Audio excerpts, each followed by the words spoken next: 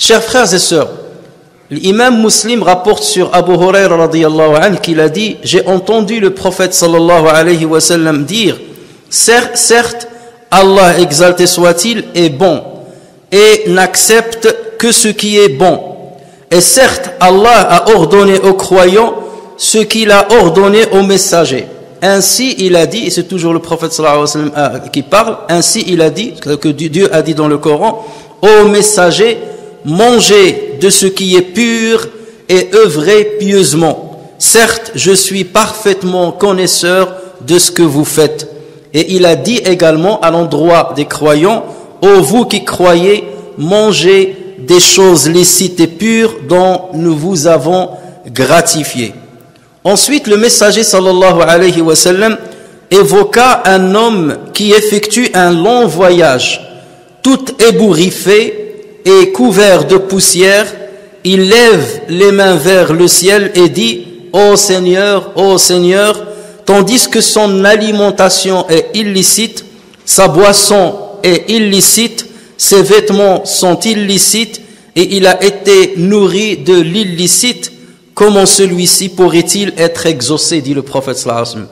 Comment, ou s'exclame le prophète sallallahu alayhi wa sallam, comment celui-ci pourrait-il être exaucé? Plusieurs savants, parmi lesquels l'imam Nawawi, ont considéré que ce hadith représente un des piliers de l'islam et un des piliers sur lesquels le musulman doit se baser pour comprendre la philosophie de l'islam et pour mener une belle pratique religieuse. Vous savez que certains savants avaient pris l'habitude de recueillir une quarantaine de hadiths dans un domaine donné. Certains savants ont recueilli 40 hadiths du prophète sallallahu alayhi wa sallam dans le domaine de la foi, du credo. Certains ont recueilli rassemblé 40 hadiths dans le domaine du comportement, dans le domaine de la lecture du Coran, de la psalmodie du Coran, et ainsi de suite. Donc chacun a essayé de recueillir et de regrouper 40 hadiths dans un domaine donné.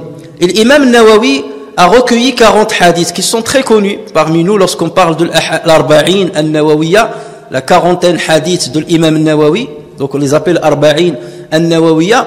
Et l'imam Nawawi a déjà choisi exclusivement des hadiths authentiques, et lui il a voulu choisir des hadiths sur lesquels se base tout l'islam, qu'il s'agisse des credos, qu'il s'agisse du comportement, qu'il s'agisse des interactions sociales, et ainsi de suite.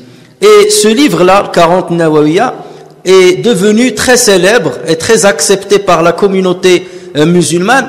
Et tous les savants qui ont emprunté ce chemin-là de recueillir 40 hadiths se sont basés sur un hadith qu'on a rapporté sur le prophète sallallahu alayhi wa sallam, dans lequel il aurait dit: celui qui a appris par cœur dans ma communauté 40 hadiths, Allah Azza wa Jal le ressuscitera le jour du jugement parmi les savants et les connaisseurs, parmi les savants et les connaisseurs. Le hadith là, plusieurs savants ont dit qu'il est faible. C'est un hadith qui n'est pas du tout valide. Et plusieurs savants donc l'ont ainsi qualifié. Néanmoins, il est intéressant dans ce sens qu'il permet aux musulmans, les uns et les autres, d'apprendre une quarantaine de hadiths dans un domaine et qui leur permet de cerner un petit peu ce domaine de leur connaissance. Et donc ce hadith là fait partie des 40 hadiths que l'imam Nawawi a cités, et s'il l'a cité, c'est que c'est un hadith qui est très très important à connaître et très important à pratiquer son sens et à pratiquer et à comprendre le message qu'il nous transmet à travers le prophète sallallahu alayhi wa sallam. Le résumé de ce hadith, c'est quoi? C'est que le prophète sallallahu alayhi wa sallam est en train de nous dire que le musulman se doit d'avoir le souci de ne consommer que le halal et de ne chercher que le halal et de gagner le halal.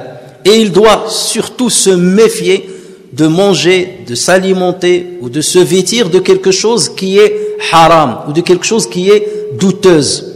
Et enfin, à la fin de ce hadith, il a cité l'exemple d'un homme qui accomplit un long voyage, qui invoque Allah Azza wa Jal, tandis que son alimentation est haram, ou bien sa boisson est haram, ou bien ses vêtements qu'il porte sont haram.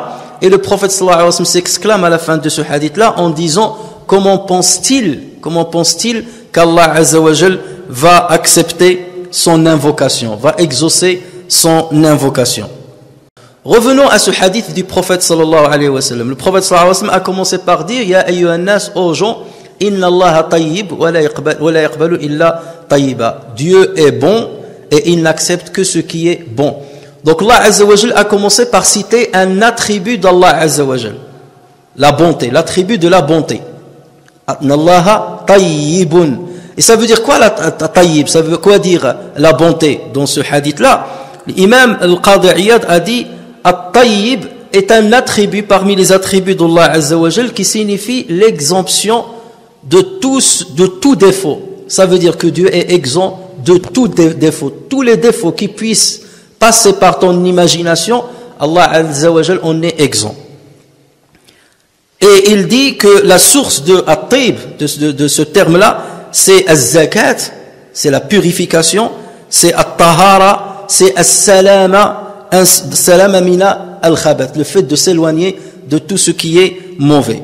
Et Ibn al-Qayyim dit une belle parole concernant cet attribut-là, en disant qu'Allah Azza wa Jal est tayyib.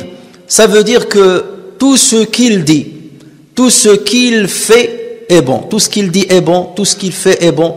Ses attributs sont bons, son nom, ses noms sont bons. Tout ce qui se rapporte à Allah Azza wa Jal est bon. Et voilà pourquoi dans le Tahiyyat on dit at-tayyibatu lillah. At-tayyibat, toutes les choses qui sont belles et bonnes, comme les paroles, qu'il s'agisse des paroles, des actes ou bien des attributs, reviennent exclusivement à Allah tabaraka wa ta'ala. Donc ce qui remonte à Allah Azza wa Jal et qui est agréé par Allah Azza wa Jal, c'est que ce qui est bon, exclusivement bon. Ce qui se rapproche d'Allah Azza wa Jal est bon. Le muqarraboun, lorsqu'Allah cite dans le Coran le muqarraboun, ceux qui seront à proximité d'Allah Azza wa Jal dans le paradis, ce sont forcément at-tayyibin, ce sont les gens qui sont bons. Et donc voilà pourquoi le musulman doit quelque part s'imprégner de cette bonté, s'imprégner de ce qualificatif. Les savants ont divergé sur le fait est-ce que bon, la bonté, at-tayyib, est-ce que ça fait partie des noms d'Allah Azza wa Jal ou pas? Ils sont tous unanimes sur le fait que ça fait partie des attributs, mais certains ont dit ça fait partie des noms d'Allah Azza wa Jal et d'autres disent ça ne fait pas partie des noms divins. Et comme vous le savez, Allah Azza wa Jal, il y a des noms qu'il nous a dévoilés à travers le Coran, des noms qu'il nous a parmi ces noms qu'il nous a dévoilés à travers le Coran, à travers la sunna du prophète sallallahu alayhi wa sallam. Et parfois il y a des noms que les savants eux-mêmes découvrent, et certains noms qu'Allah Azza wa Jal a voulu garder secrets, il n'y a que lui qui les connaît. Donc puisque Allah Azza wa Jal est bon, nous dit ce hadith, il n'accepte que ce qui est bon. Si quelqu'un gagne de l'argent illicite, et il veut le donner en aumône, qu'il ne s'attende pas à ce que ça soit accepté, agréé par Allah Azza wa Jal. De l'argent que tu as volé, une marchandise que tu as volée, ou tu as vendu quelque chose qui est volé, tu as triché dans l'argent que tu as acquis, tu as gagné de l'argent qui fait partie de l'usure. Tu ne peux pas t'attendre à ce qu'Allah Azza wa Jal exauce ton don ou bien ton aumône si cet argent n'a pas été bon. Donc tu peux gagner l'argent du monde entier. Par le qimar par exemple, le jeu du hasard. Tu gagnes le loto et tu viens et tu donnes 2 millions d'euros fi sabilillah, soi-disant fi sabilillah. Ce n'est pas accepté, ça ne peut pas être fi sabilillah. Parce que Dieu est bon, il n'accepte pas ce qui n'est pas bon. Parce qu'Allah Azza wa Jal t'a garanti ta subsistance. Ta subsistance que tu vas gagner dans ta vie, ça a été garanti par Allah Azza wa Jal. Maintenant, ta responsabilité, c'est de parvenir à ce qui t'a été garanti d'une manière licite. De travailler, d'œuvrer dans le bon sens pour le gagner licitement. Si tu le fais d'une manière illicite, tu vas parvenir à ce qui t'a été décrété, mais tu en seras jugé négativement, bien entendu. Et Allah Azza wa Jal donc refusera tout ce que tu dépenses pour te rapprocher de lui parmi ton acquisition illicite. Regardez ce qu'Allah Azza wa Jal dit à propos des gens bons, at-tayyibin. Et normalement, nous, on doit toujours nous devons nous imprégner des attributs d'Allah Azza wa Jal. Il est le véridique, nous devons être véridiques. Il est bon, nous devons être bons. Allah Azza wa Jal dit dans le Coran, ceux dont les anges reprennent l'âme alors qu'ils sont bons, les anges leur disent, paix sur vous, entrez au paradis pour ce que vous faisiez. Et Allah Azza wa Jal dit dans un autre endroit, vers lui monte la bonne parole, al-kalim at-tayyib, vers lui monte la bonne parole et il élève haut les bonnes actions. Donc le musulman se doit justement de bonifier son cœur, de bonifier sa parole et de bonifier son corps. Bonifier son cœur dans le sens de travailler sa foi en Allah tabaraka wa ta'ala, de renforcer sa foi en Allah tabaraka wa ta'ala. Bonifier sa parole, de ne dire que ce qu'Allah Azza wa Jal agrée, de s'écarter de tout ce qui est calomnie, de tout ce qui est médisance, de tout ce que Allah Azza wa Jal désagrée. Et bonifier son corps en accomplissant que ce qu'Allah Azza wa Jal aime, comme les prières, comme la lecture du Coran, comme le Hajj, comme l'Umrah, et toutes les œuvres et les obéissances que nous connaissons tous. Donc voilà pourquoi le prophète sallallahu alayhi wa sallam nous dit Inna Allah tayyib, Dieu est bon et il n'accepte que ce qui est bon. Chers frères et sœurs, Rasul sallallahu alayhi wa sallam ensuite, lorsqu'il a montré un attribut d'Allah Azza wa Jal qui est tayyib, ensuite il a dit que Allah Azza wa Jal a ordonné aux croyants ce qu'il a ordonné aux prophètes. Il a ordonné aux messagers de ne manger que ce qui est halal et il a ordonné aux croyants de ne manger que ce qui est halal. Et regardez, le prophète sallallahu alayhi wa sallam a cité l'exemple de la consommation, de la nourriture. Il aurait pu citer un autre exemple, parce que le hadith, il est en général, il parle de tayyib, la bonté d'une manière générale. Il aurait pu parler de la prière, il aurait pu parler d'une autre obéissance. Mais le prophète sallallahu alayhi wa sallam a choisi cette obéissance en particulier, la question de l'alimentation. Allah Azza wa Jalla a ordonné aux prophètes de s'alimenter avec le halal, il a ordonné aux croyants de s'alimenter avec le halal. Certains sous-estiment cette question-là, ils disent c'est pas très important. Et n'oublions pas que Adam alayhi salam a été expulsé du paradis pour une question alimentaire. Il a été expulsé du paradis pour une question alimentaire. Dieu lui a dit, ne t'approche pas de cet arbre, ne mange pas de cet arbre. Mange de tout ce que tu veux, mais ne touche pas à cet arbre-là. Et Adam a désobéi à Allah Azza wa Jalla. Ça c'est une autre histoire, on y reviendra une autre fois. Il a touché à l'arbre et c'est ainsi que Allah Azza wa Jalla l'a expulsé du paradis. Donc ce n'est pas une affaire qui est mince ou une affaire qui est négligeable dans notre religion. D'autant plus qu'Allah Azza wa Jalla dit aux gens de ce qui existe sur la terre, mangez le licite pur et ne suivez pas les pas du diable, car il est vraiment pour vous un ennemi déclaré. Et même ce que nous gagnons comme moyen de subsistance, là aussi il faut faire attention à la manière avec laquelle on l'a gagné. Est-ce d'une manière licite ou d'une manière illicite? Allah Azza wa Jalla dit en substance, ô les croyants, que les uns d'entre vous ne mangent pas les biens des autres illégalement, par tricherie, par mensonge ou par autre chose. Ô les croyants, que les uns d'entre vous ne mangent pas les biens des autres illégalement, mais qu'il y ait du négoce légal entre vous par consentement mutuel. L'imam al-Bukhari rapporte sur Abu Huraira que le prophète sallallahu alayhi wa sallam a dit, et c'est ce qui arrive dans notre époque, le prophète sallallahu alayhi wa sallam a dit, arrivera une époque, ce hadith est sahih, rapporté par al-Bukhari, arrivera une époque où la personne ne se souciera pas de ce qu'il a gagné. Est-ce du halal ou est-ce du haram? Peu importe, le but c'est d'arriver à ses fins. Et dans une parole rapportée sur Maymoun ibn Mahran, et Maymoun ibn Mahran c'était un homme que Omar ibn Abdel Aziz a choisi pour éduquer ses propres enfants, ses enfants. Donc Maymoun ibn Mahran dit, l'homme ne peut être pieux, la yakunu ar-rajulu taqiyan, l'homme ne peut être pieux que lorsqu'il saura d'où viennent ses vêtements, d'où vient sa nourriture et d'où vient sa boisson. Et Wuhayb ibn al-Ward, qui fait partie de Tabi' al-Tabi'in, c'était un savant qui rapportait les hadiths sur le prophète sallallahu alayhi wa sallam, a dit, si tu te mets à la place de ce pilier dans la mosquée, si tu te mets à la place de ce pilier à la mosquée et que tu ne le quittes pas, ceci ne te servira à rien tant que tu ne te soucies pas de ce qui entre dans ton ventre. Donc tu n'as pas de souci de ce qui entre dans ton ventre. Est-ce du halal ou du haram? Et Yahya ibn Mu'adh, un grand savant du 3e siècle de l'Hégire, a dit, il a dit, l'obéissance est un trésor parmi les trésors d'Allah Azza wa Jal. Sauf que sa clé, c'est l'invocation. La clé de trésor d'Allah Azza wa Jal, c'est dua, c'est l'invocation. Et les dents du panton, c'est la partie qui rentre dans la serrure. Donc les dents, vous voyez qu'il est dentelé.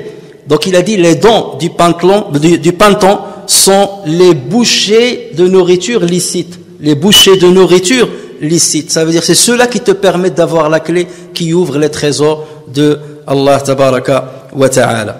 Tout ceci, chers frères et sœurs, si le prophète sallallahu alayhi wa sallam en parle, c'est pour attirer notre attention sur cette affaire-là qui, bien entendu, nous concerne tous et au quotidien, parce que nous passons notre temps à manger, à boire, à gagner les moyens de subsistance, et tant qu'on n'est pas soucieux de ce qu'on gagne et de ce qu'on consomme, donc ça veut dire qu'on est insouciant de notre religion et qu'on est loin de ce que le prophète sallallahu alayhi wa sallam veut de nous. Chers frères et sœurs, dans la fin du hadith, le prophète sallallahu alayhi wa sallam a donné l'exemple d'un homme qui s'engage dans un long voyage. Alors cet homme a respecté certaines conditions sine qua non pour que l'invocation soit agréée et acceptée et exaucée par Allah tabaraka wa ta'ala. Sauf que le problème, c'est que cet homme-là a fait quelque chose qui a tout aboli. Il a aboli ces conditions-là. Donc le prophète sallallahu alayhi wa sallam a dit, cet homme-là s'engage dans un long voyage. Et nous savons très bien que le prophète sallallahu alayhi wa sallam a dit, trois invocations sont toujours exaucées, parmi lesquelles l'invocation d'un voyageur. L'invocation du voyageur. Donc ce personnage-là, il est dans un long voyage, donc il a plus de chances d'être exaucé. La deuxième chose, c'est que le prophète sallallahu alayhi wa sallam a dit, il est ébouriffé. Ça veut dire qu'il a les cheveux en désordre. Il est ébouriffé. Et il est couvert de poussière. Et ceci témoigne de son indigence, de son besoin. Et nous savons très bien qu'Allah Azza wa Jal répond à celui qui est dans le besoin et qui le sollicite. Donc voilà la deuxième condition que cet homme-là a respectée. La troisième condition, le prophète sallallahu alayhi wa sallam a dit, et il tend ses mains vers le ciel. Il lève les mains vers le ciel. Et nous connaissons tous le hadith rapporté par l'imam Ahmad et d'autres narrateurs, dans lequel le prophète sallallahu alayhi wa sallam dit, certes Allah est miséricordieux et généreux, Dieu éprouve de la pudeur que son serviteur lève ses mains vers lui, puisqu'il n'y mette pas de bien. Puis qu'il n'y mette pas de bien. Ça veut dire que Dieu éprouve de la pudeur que cet homme-là ait levé les mains vers lui pour le solliciter et que Allah Azza wa Jalla ne lui met rien dans la main. Obligatoirement, Allah Azza wa Jalla doit lui donner quelque chose dans ses mains-là. Parce qu'il les a levés vers Allah Azza wa Jalla et Dieu est le généreux par excellence. Donc vous voyez que cet homme-là a respecté cette condition. Et la quatrième condition, c'est qu'il était insistant dans l'invocation. Il a dit Ya Rab 2 fois. Il a appelé Allah Azza wa Jalla. Ya Rab, Ya Rab. Et le prophète sallallahu alayhi wa sallam dit Inna Allah yuhibbul abdal milhah. Dieu aime le serviteur qui insiste dans l'invocation. Donc regardez 4 conditions que cet homme-là a satisfait dans son invocation. Mais malheureusement, il a fait quelque chose qui a tout aboli, qui a tout détruit. C'est que le prophète sallallahu alayhi wa sallam a dit Wa mat'amuhu haram. Sa nourriture est haram. Sa boisson est haram. Ses vêtements sont haram. Et ensuite le prophète sallallahu alayhi wa sallam a dit comment espère-t-il qu'il soit exaucé? C'est une question qui montre qu'il ne pourra pas être exaucé, il ne sera pas exaucé. Comment espère-t-il qu'il soit exaucé? Si le prophète sallallahu alayhi wa sallam s'est adressé à nous à travers ce hadith-là, c'est pour nous exhorter à être soucieux de ce que nous gagnons dans notre quotidien, à travers notre travail. Est-ce que mon travail est halal ou haram? Est-ce que ce que je gagne à la fin de chaque mois ou dans la semaine ou par jour, est-ce que c'est halal ou haram? Est-ce que je le gagne dans une voie du halal qui est agréée par Dieu? Est-ce que je le gagne par la triche? par la tricherie, je le gagne par le mensonge, je le gagne par l'escroquerie, je le gagne par les jeux de hasard et ainsi de suite. Donc on vend dans le haram, et vous savez très bien que ce qui est illicite à la consommation est illicite à la vente. Ma hurrima akluhu, hurrima bay'uh. Ce qui est illicite à la consommation est illicite à la vente. Que tu vendes de la drogue ou quelque chose qui nuit à la santé des autres, tout ce que tu gagnes est du haram. Donc tu ne peux espérer être agréé par Allah tabaraka wa ta'ala. Le prophète sallallahu alayhi wa sallam donc nous met en garde pour nous préserver. Si nous voulons gagner l'agrément d'Allah azza wa jalla, si nous voulons gagner sa satisfaction.